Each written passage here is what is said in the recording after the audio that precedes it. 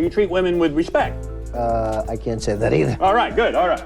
Somewhere in between. I do. Guys, I treat women with great respect. treat women somewhere in between respect and do-do. I go out with somebody and she's like 21 and she's talking about, what are you doing? And she's studying algebra. And, so what? And it's like, it was always embarrassing for me to walk in. It's too young. 30's like a perfect age. Absolutely. She had enough life experience. Until she's 35. Too much life experience.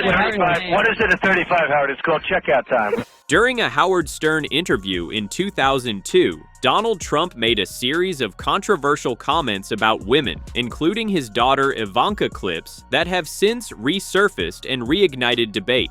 All details here come from verified public records and broadcasts. And now, Stern began unveiling what he called the most troubling chapter in the Trump family's public life. I don't think Ivanka would do that inside the magazine, although she does have a very nice figure. I've said that if Ivanka weren't my daughter, perhaps I'd be dating her. You know? Stop it! Oh, it's so weird. My daughter is beautiful, Ivanka. By the way, your daughter. She's beautiful. Can I say this? A piece of. Yeah.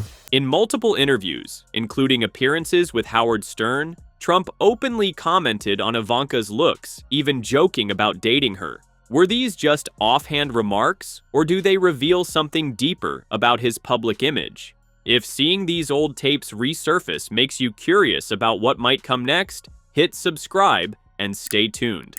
We'll keep pulling together the clips that history doesn't forget, even if some people wish it would. What's the favorite thing you have in common with your father? Either real estate or golf. Donald, with your daughter? Well, I was going to say sex, but I can't relate that. Donald Trump has always been proud of his daughter. You know who's one of the great beauties of the world, according to everybody, and I helped create her? Who? Ivanka. My daughter, Ivanka. Yeah. She's 6 feet tall. She's got the best body. Yeah, she's hot. Ivanka Trump, most beautiful girl in the world. I would marry her. These types of things, most people, certainly politicians, don't say. Now, alongside Stern's remarks, those clips resurface. Are they harmless banter or lasting political baggage? Those moments, paired with Stern's remarks, are now being replayed widely in the media. And he was front row when Ivanka took to the catwalk during her short-lived career as a fashion model. Still, Donald Trump repeatedly points out how hot his daughter is, saying last year in a Rolling Stone article, "Yeah, she's really something, and what a beauty, that one. If I weren't happily married and, her father." He has encouraged it multiple times on Howard Stern's radio show in 2004 and then again in 2006. By the way, your daughter. She's beautiful. Can I say this? A piece of ass. Yeah. She looks more voluptuous than ever. She's actually always been very voluptuous. In a Rolling Stone interview and on Howard Stern's show, Donald Trump described Ivanka as really something and a beauty, even nodding when the host used far cruder terms about her. In a subsequent 2006 appearance on the Howard Stern show, the host asked, "Did your daughter get breast implants? She looks more voluptuous than ever." In response, Donald said, "No, she didn't get them. She's actually always been very voluptuous. She's tall, she's almost 6 feet tall, and she's an amazing beauty." Donald Trump would come on my show, and this is why he was great. There was no filter. I go, "Donald, Angelina Jolie, she's one of the most beautiful actresses in the world." She's a 6, Now, who says that? Most people, if they're having that thought, keep that pretty guarded. Not Donald. He was right into it. By 2006, Trump's unfiltered exchanges on Howard Stern, often centering on Ivanka, were broadcast to a wide audience. Those appearances, unusual for a political figure, are now resurfacing as clips that highlight the provocative tone of his media presence. I tend to like beautiful women more than unattractive women. I don't know, maybe that makes me bad. The National Enquirer, Howard, did a story on me not so long ago that in the history of the world, nobody has gotten more beautiful women than I have. If you're looking for a rocket scientist, don't turn in tonight. Right. But if you're looking for a really beautiful woman, you should watch. You like girls that are 5'1", they come up to you where? Do women come up to you and ever offer themselves to you? Yes. They'll walk up and they'll flip their top. Ooh. Wow. And they'll flip their panties. Oh. Body's a 10. What's the face? Well, you never get to the face because the body's so good. Have you ever had sex with a fat woman in your life? I've had sex with women that got fat. I love this. This is fun. Using Jennifer's back to sign a release. During his banter with Howard Stern, Trump turned the focus to women's looks, boasting about his past with models and blurring the line between comedy and controversy. Do these words age like jokes or evidence? Share your thoughts and subscribe for more. You know, Mr. Trump, in my country, we say hello with vagina. And Well, you could also say, as the owner of the pageant, it's your obligation to do that. So you have done that. Now, tell me I'll tell you the funniest is that I'll go backstage before a show. Yes. And everyone's getting dressed and ready and everything else. And, no men are anywhere. And I'm allowed to go in because I'm the owner of the pageant, and therefore I'm inspecting it. I'm inspecting. I want to make sure that You're like everything a is doctor. good. You're there. Yeah, the dress. Is everyone okay? They're standing there with no clothes. Is everybody okay? And you see these incredible-looking women. And so I sort of get away with things like that. In interviews about his role as pageant owner, Trump described walking backstage while contestants changed, presenting it as his right as owner. Now those comments resurface casual banter then, but how are they heard today? And when clips like these resurface, it's not just late-night audiences who react. Public figures had their own blunt responses, none sharper than Cher, who didn't hold back. I have to tell you something. If someone said that my daughter was a hot piece of ass, I would put my fist through his face. Someone who would bring down the country because he doesn't win does not deserve anything, deserves nothing. He deserves nothing. He does not deserve any kind of respect, loyalty. I don't think he has two moral fibers to rub together. He wants to be the king, but he doesn't want to do the work. And he just keeps trading them in on younger chicks. And he's got all this money, and he's famous, and still he's such a... He's so horrible and so mean. Public figures also reacted strongly. Singer and actress Cher, in several interviews, blasted Trump's remarks about Ivanka and his pattern with women, calling him entitled, unworthy of respect, and emblematic of how power and privilege shielded his behavior. I have never been so grateful for an ellipsis in my life. Even comedians like Trevor Noah reacted, highlighting the awkward pause. But Stern gave a blunt message to his listeners who support this guy these days. Take a listen. The oddity in all of this is the people Trump despises most love him the most. Go look at Mar-a-Lago, see if there's any people that look like you. I'm talking to you in the audience. The Trump voter who, idolizes the guy, he despises you. I don't hate Donald. Donald's doing his thing. I hate you for voting for him.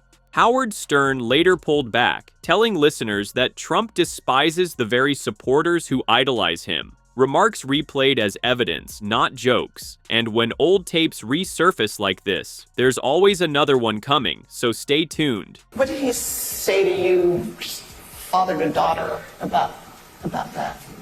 Well, he recognizes it was crude language. He was embarrassed that he had said those things, and he apologized. This is, that's not language consistent with any conversation I've ever had with him, certainly, or any conversation that I've overheard. So it was a bit jarring for me to hear. Ivanka Trump opened up about her father's lewd comments on the 2005 Access Hollywood tape.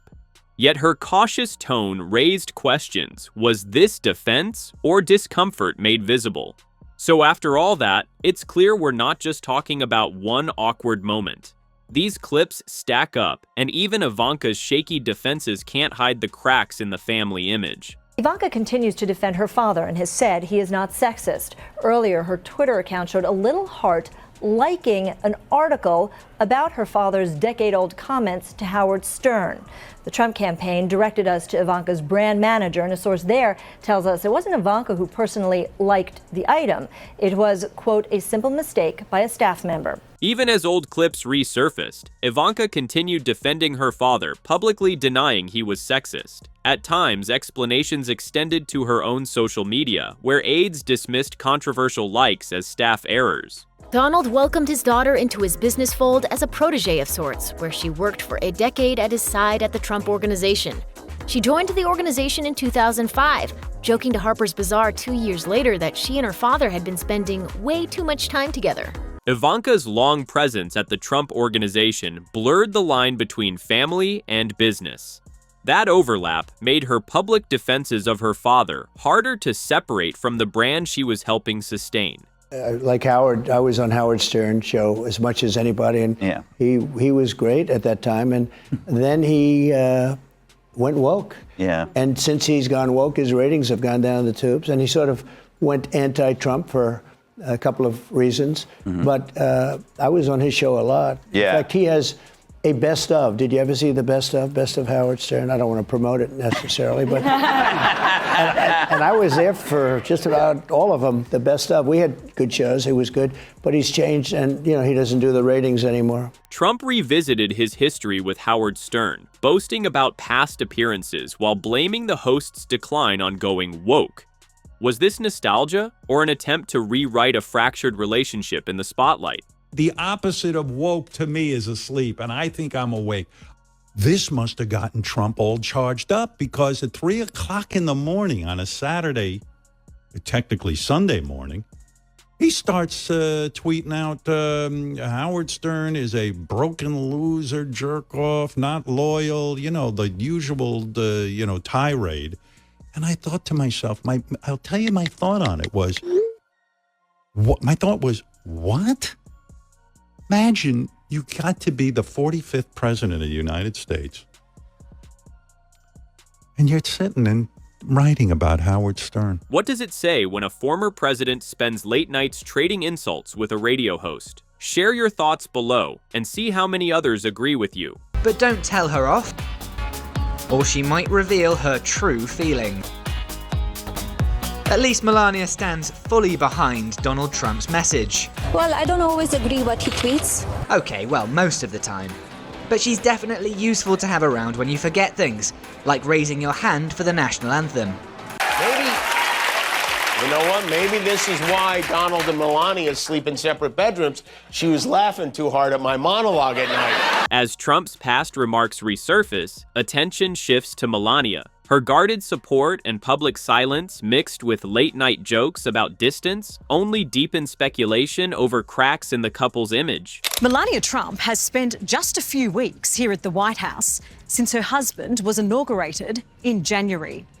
And while officials are quick to say there's nothing going on, Melania's absence is not only deepening the intrigue that already surrounds the former model, it's also fueling speculation about her relationship with the divisive president.